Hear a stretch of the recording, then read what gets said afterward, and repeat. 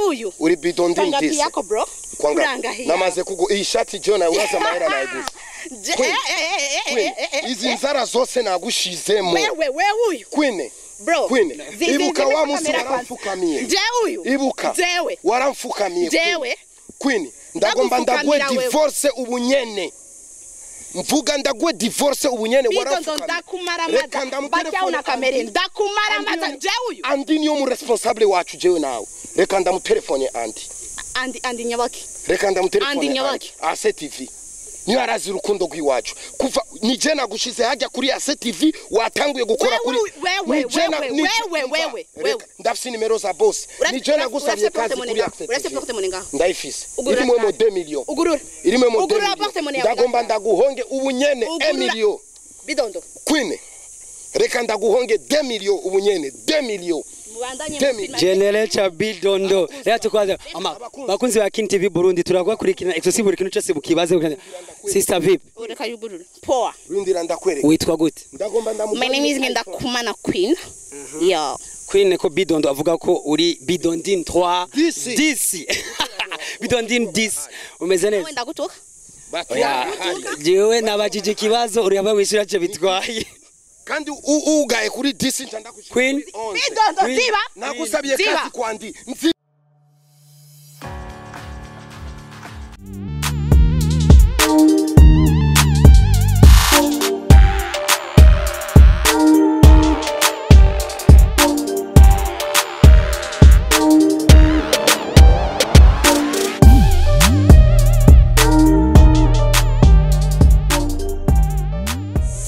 bakunzi ba King TV Burundi twongeye kuza imbere ya kamera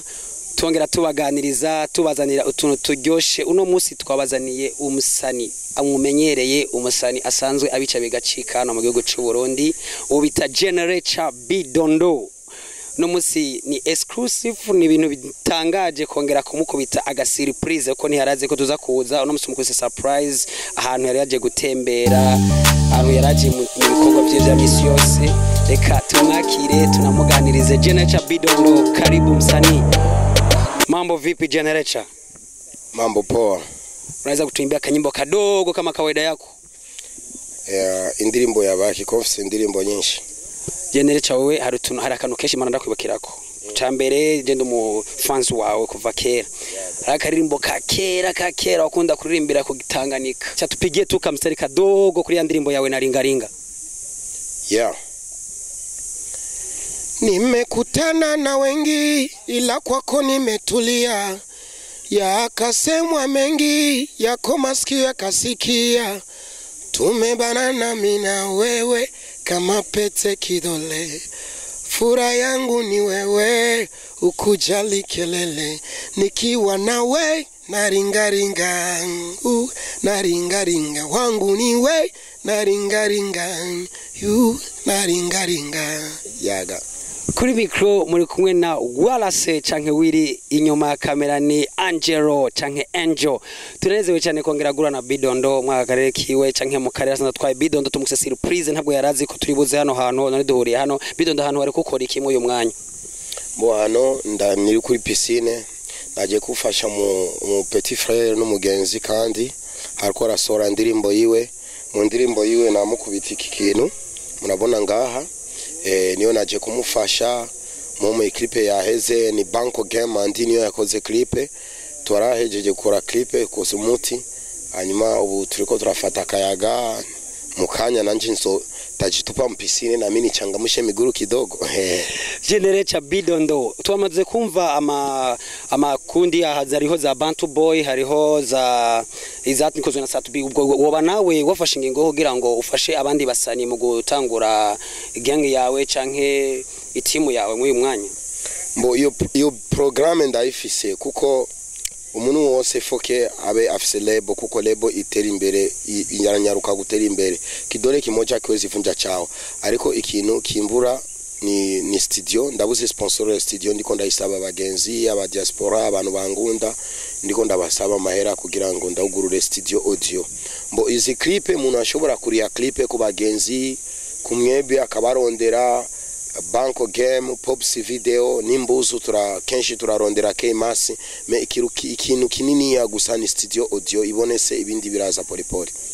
Nuvuga wewe ubonye mwe mwanya waje gushikira uyu mugenzi wawe canke uyu petit frère wawe ariko uramushigikira mu mvo yuko ari muri management yawe canke nukwera gusara umugenzi bisanzwe.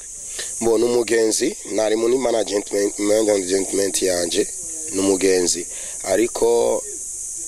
umubofre wanje niwe yariko aramufasha aba mu gihugu cy'abafaransa ugasanga nanje uyu mupeti n'umugenzi bikasaba mu ndirimbo yiwe nyinjire ndamukubita ikintu ndabigwegwa gufasha umuntu atari umugenzi umuntu arazi kuririmba Anzo arazi kuririmba arakora neza indirimbo ziwe ni niza kandi n'umuproducteur ngunda Andy na Pops niyo barangorera ama video. Niyo mpamvu rero nawe waraje kumushigikira uno munsi twe muri mu kuzunguruka kwacu dutembera twababonye muri ko murakora utuntu nibaza ko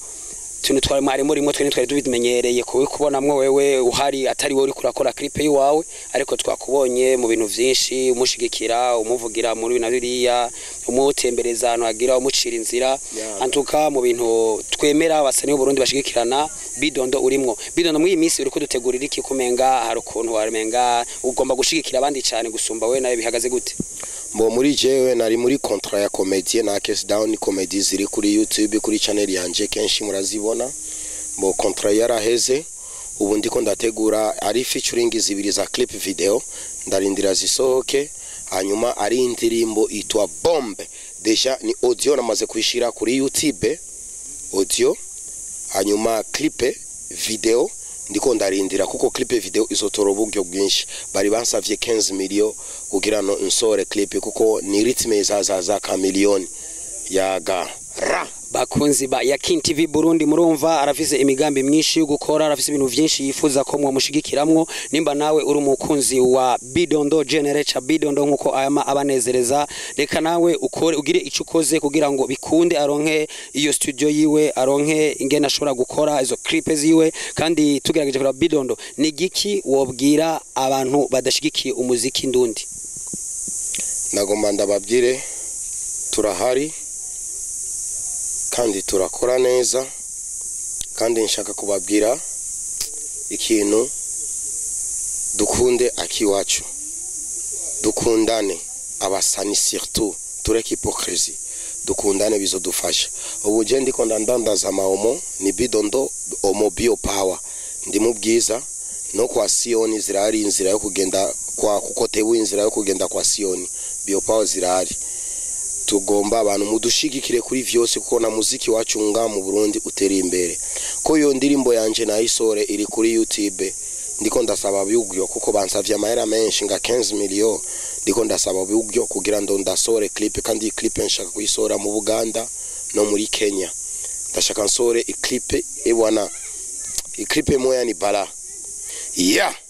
Generation Bidondo murabona neza kuva hasi gushika hejuru Bidondo ndakuvangiye gatonya nkakubaza nkuko abantu benshi bakunda kutubwira ko barenze mu kwambara ibintu bizimvye abantu bagira gute kuva hasi gushika hejuru bambariye ngana kuva hasi ikirato cyo Kenyan kigugwa 500,000 amashoksi yagugwa 50,000 istile yavuye muri France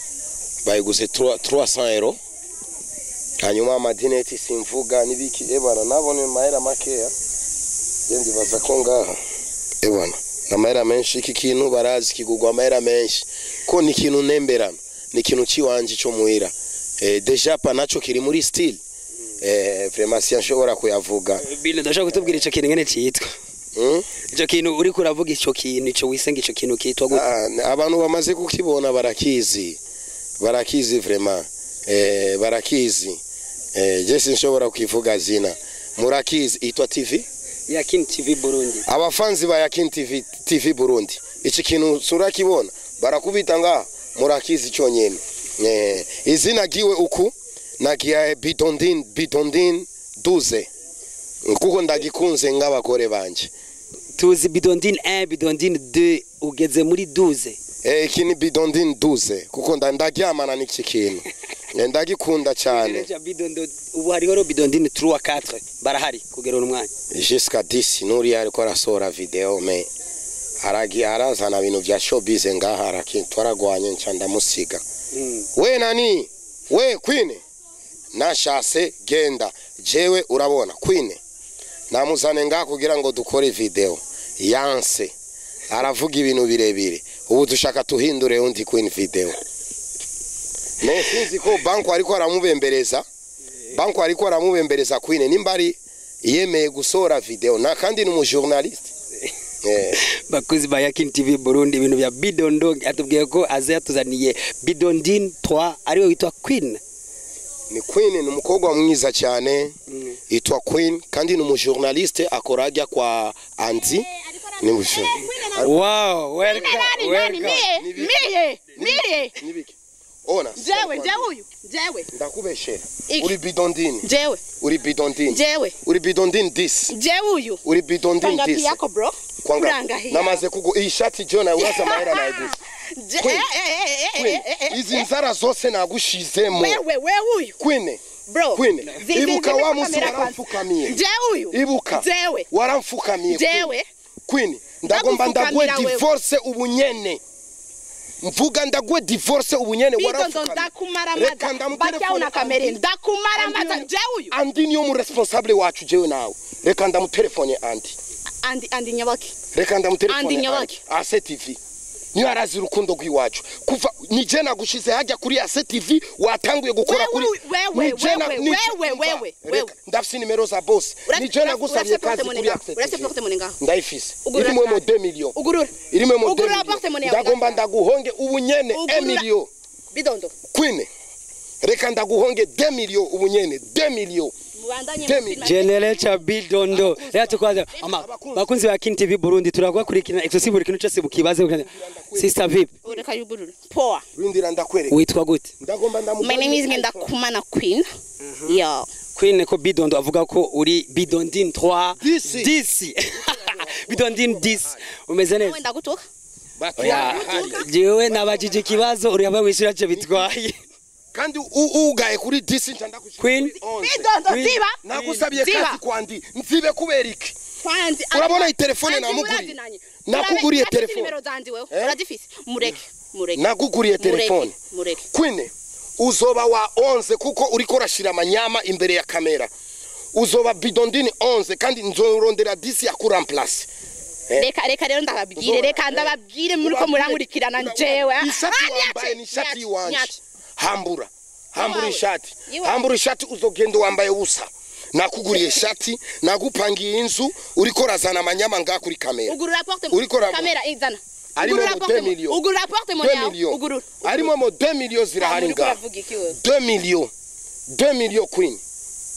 Queen byagara tubwira byo Bidondo reka ravuga nukuri sivyo nje umva Bidondo barakuyakanye uravyeme nje naje koga ngaha ca numva atanguye kuvuga ikirato razo ko nambaye uri menya ikirato cha 2 millions ikirato nakiguze 2 millions Queen raba naguze kirato cha 2 millions iki ndakugabia tulia nitulie nini wende kule umukobwa arigumura cyane hanyuma jewe kubwanje jewe mbosina namukunzi na namushize Bidondine 10 niyo place nayimuhaye kubera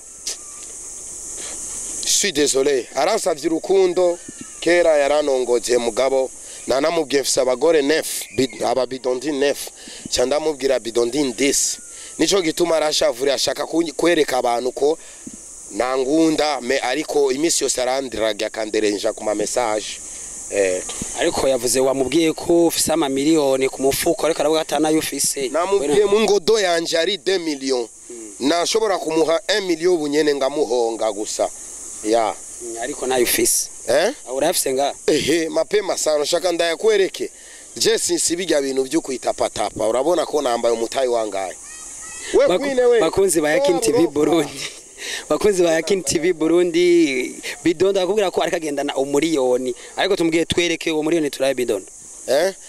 umuriyoni sinshobora kubereka azenga ndamuhonge umuriyoni ubunyene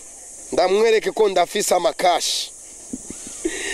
bidondo emera bagukubise hasi none Emera baguteye ipoto. bisa hasi emera baguteye yashobora kuneye ipoto jewe baguteye ipoto oya na poto yashobora kuneye byemera baguteye ipoto ipoto nuvuga ngo ntacu ufise ngo naco mfise jewe Igata ufise akubwiye ko amavuko mwereke na ufise Iga shati yambaye ni je nayimuguriye ibintu byose arambara ni je nabimuguriye kandi yamwaye mahera namuguriye ni pouvoir yanje nsiga kumeza gusa ndamugira yatore acaragenda gusuma ibintu bakunzi ba Yakin TV Burundi murabona ko ono munsi ibintu ari amavuta ibintu n'ama surprise gusa urabona ko bidondo ono munsi abukubisa akantu ku mutsi yatoye toje tumusaba interview tumubaza ngena merewe ko tumusanze ahantu yariko arakora ibintu bakora clip n'umugenzi wiwe mugabo mwabonye ko byaciye byivangamo n'ibindi bintu by'umukunzi wiwe yitwa Bidondin Dis ariko Bidondin Dis nawe yamuteye indobo bavyita ngo gutera indobo bamuteye indobo kwera ko ntiyabwiye ko atanica afise nagabo robo agoma ahagerageza kunigana ngo bakuze mbwa yansi nusubire kundondera muhira ndanse ndakuvye ndanse queen urumwana bubi nusubire ivyo bintu wagize nunerefone futa ni nimero yiwanje bakuzi ba Yakin TV Burundi ashobora kugusanga ngaho ngagukubita nakubwiye futani nusubire kuvuga futani nimero yiwanje Yakin TV Burundi abakunzi ba Yakin TV Burundi tongere tubibutse ugire subscribe like na share na comment toka tustafutana nani mimi niko na franga yako mie huyu mimi niko na pesa zako bakunzi ba Yakin TV Burundi turongera kubibutsa kubwire bode acha jishebeduwe tufanye kipindi akwi hapa anampiga acha tufanye ariko wavuze ko muheranya amahera umenga twumvise ko muheranya amahera je ndamufitiye amahera mani na mahera ndamwemere ko nzogwa amahera usuma ibintu gura ibintu mamatera nibiki acha tangura kwishavura kandi afisabaga aramvanga nanje uvuga ngo nako kuvanga nawe uramuvanga na Bidondine Engis Canef ndamuvanga bya vrai mugana yakubwiye katacho office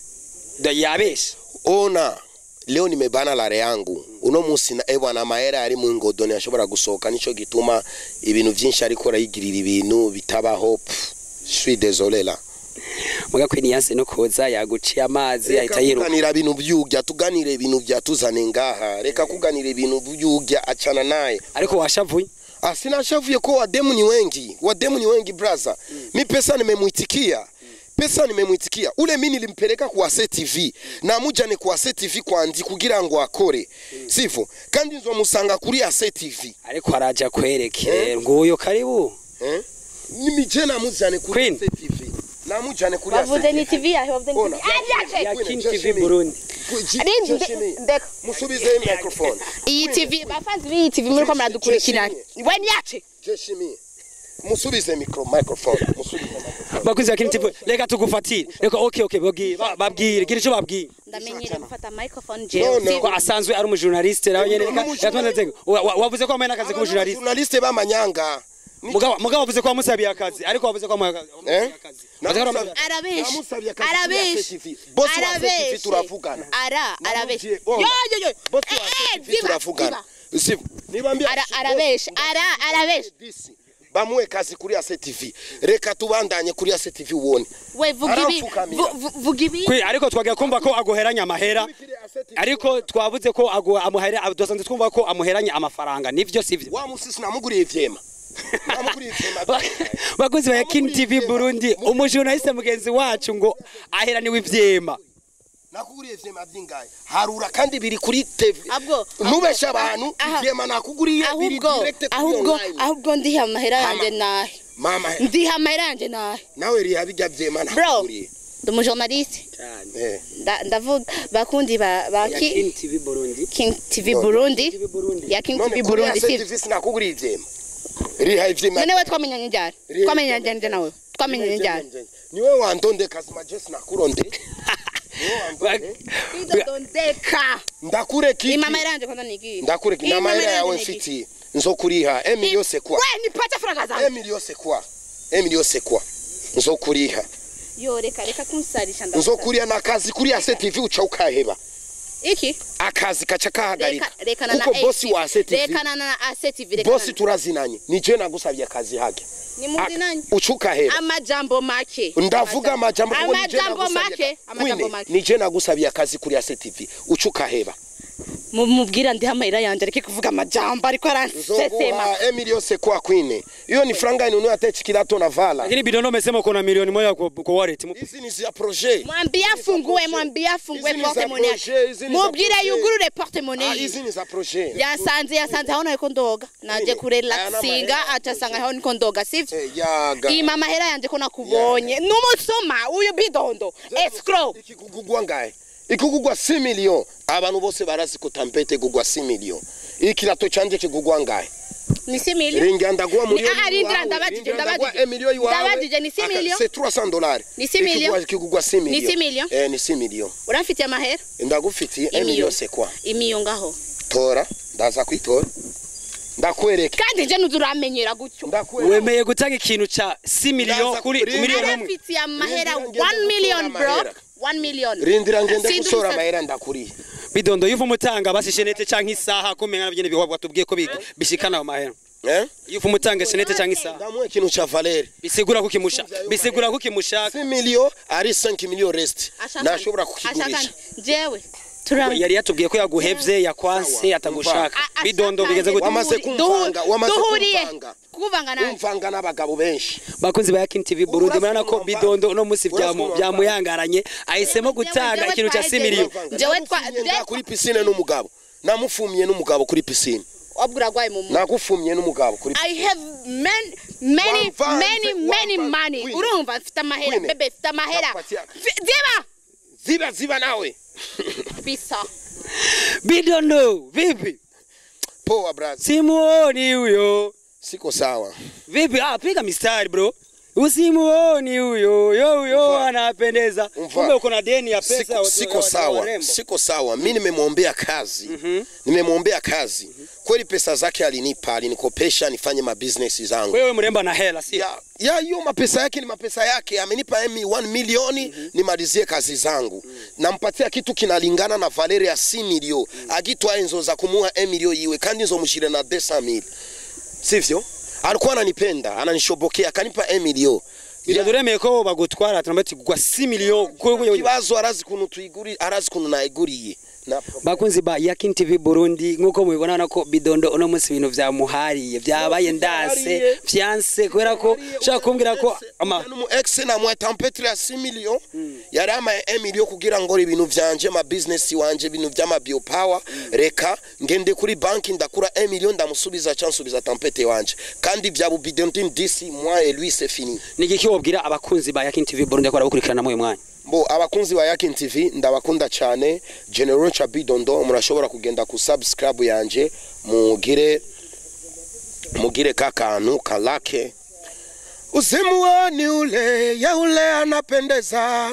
usimuoni ule ya ule anapendeza asekoteshe usimuoni anapendeza anacha kukupa mama leo na kesho mimba kwako hata kutupa kikoropo haya kwako na familia baba na mama watalia tulia upate cha kusoma ili muendelee mbele atapendeza kila siku ili apate cha mapema sana ndabakunda cyane bakunzi ba Yakin TV Burundi babwire ngo bagire subscribe like na share na comment bagire subscribe sabu navyuzi igono rurimi rw'abazungu je bagire subscribe rurimi rw'abazungu Vraiment, je suis désolé ça. Navyazi. Queen bwira abakunzi ba Yakin TV Burundi bagire subscribe like na share na comment. Abakunzi ba Yakin TV Burundi mugire subscribe, like na comment. Ndabakunda cyane. Uwo ni mu journaliste kugira ngo abimenye yatangiye kwiga imyesimwa. Ariko muzeni Bidondo dire katakwiga nta yakwigishije subiramo no bigira ku ACTV bamuriye mashure simwa kugira avuge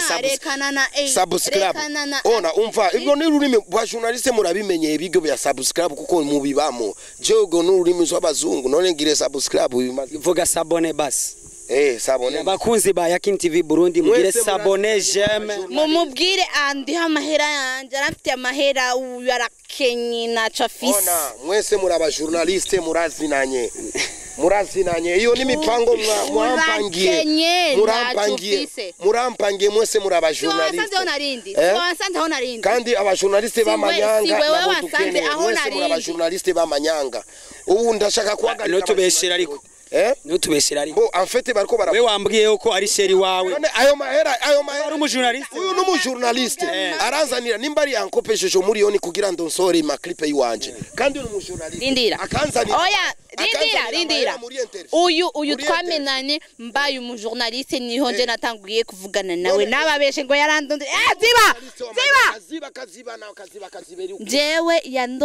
twatangiye kumenyana ndumujournaliste kuko nta mpamvu nayo kuvugana nawe nari umujournaliste sivyo aho rero ivyo ariko aravuga amajambo make gusa mumfashe mumubwire andihe amahera yanje sivyo Bidondo andihe amahera yanje ubukene bwiwashire ku ruhande sishaka kubimenya ijya asset vinda yihagarike we vuga amajambo make bro sivyo we vuga mu telefone bossi wapenzi watazamaji wa Yakin TV Burundi mambo ni show bacha bakwirukana kuri ACTV araba journalist tamusabira nimbare arabakogwa benshi turekane nivyo wowe ndi hamera yanje ndi hamera yanje ndakuriha naco nakibazo ndi hamera yanje njewe duheze bro ureke zimye na kamera kwanza na wewe we umujournaliste aragomutse urumva kwanza aba journaliste director zimya kamera n'aba journaliste bari serie nga mu Burundi aba journaliste bose n'abamanyanga umujournaliste ariko arasarishije musani kandi arazi ko azongeneye mu ariko wambwize wavuze ko ari sheri wawe atari atakiye journaliste ariko aramaramaza njewe Bidondine discovery ndafise urabona akazi ni je nakamusabiye ku journaliste reka kubesha kubigisha mu journaliste namwereke nazane aba journaliste bamujya mu mushire mu industry kwine wewe none Bidondo uramwemera canke bimeze gute Bidondo ndamuzi nka Bidondo namazina yiwe nzi urumva na madina yiwendi sinzi yaba sinzi je mimi nafana kilato cha bei amahera umwishyuza ayo mahera none umwishyuza mwahaniye he ku plage ayo mahera narakoze arangakundiha niyo mpamvu nemeye kuza imbere ya kamera sivyo kuko yansanze kuri piscine ahondi yamamagaye canibaza ngo nidira gomba kumbe yagomba ze kunzanira amakamera njewe sivyo Bidondo umukomedie Bidondo apari umuziki usiga ukina komedi Bidondo asgari n'umuesco Bidondo ndabivuze njewe n'umuesco bakunzi ba Yakin TV Burundi turagwasezeye tubifuriza amahoro y'Imana abane namwe Bidondo aho uno munsi yari yaduhamagaye canke aho twamukubise surprise asante sana bro tumefurahi kwa kubona mwakoze ndagiye kumwira yabeshe ko yavuze ko nyene yabeshe bakunzi ba Yakin TV Burundi turabashimiye kuba mubandanya mudukurikira munadushigikira ariko tubibutse kugira subscribe like na share na comment mutavyibagiye murungikire abagenzi banyu kugira ngo bikunde mudushigikire mu gikorwa turimwe cyo kubanezereza kugira ngo bikunde ibikorwa by'abasani b'u Burundi bitera imbere murabona ko tubandanya dukora tubazanira utuntu twinshi ariko nagenda bibutse ko Yakin TV Burundi turakubwanyu respect